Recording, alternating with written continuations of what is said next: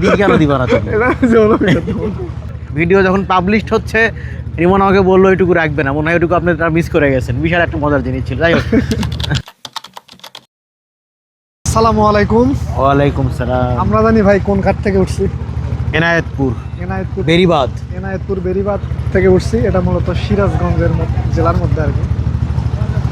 এখন আমরা যাচ্ছি কই? আমরা যাচ্ছি চৌহালি।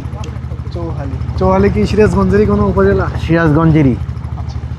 একটা উপজেলা থেকে আরেকটা উপজেলায় যাচ্ছি এরকম নৌকায় করে।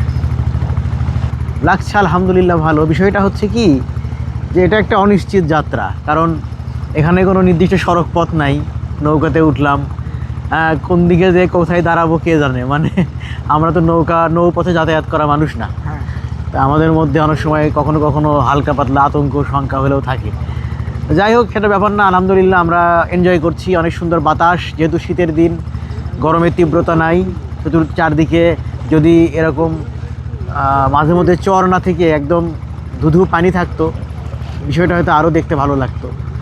যদিও চরের একটা আলাদা সৌন্দর্য আছে।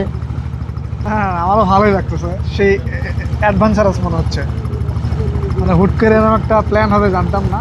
এটা প্ল্যান না, আসলে আমাদের তো প্ল্যান ছিল না এরকম। প্ল্যান না, আমরা তো কাজে যাচ্ছি। হঠাৎ হয়ে গেছে, কাজের মাঝ পথে আছি। দেখা যে কথাটা না বললেই নয়। এই মুহূর্তে আমি একটা কথা রিমনকে বললাম, ভিডিওতেই বললাম, বাট ভিডিও যখন পাবলিশড হচ্ছে রিমন আমাকে বললো এটুকু রাখবে না, মনে হয় এটুকু আপনি মিস করে গেছেন। বিশাল একটা মজার জিনিস ছিল।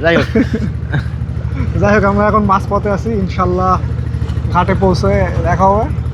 ততক্ষণ সাথে থাকবেন। ধন্যবাদ।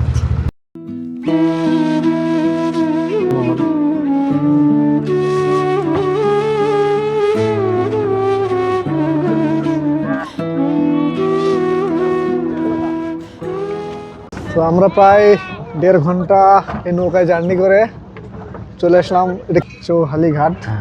তখন আমরা একটু সময় হাতে কম, শহরের দিকে যাইতে হবে। আমাদেরকে আবারও ঘাস কাটার সময় নাই।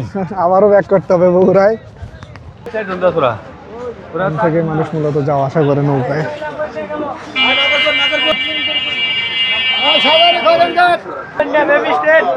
মডেল মসজিদ কে যাবে?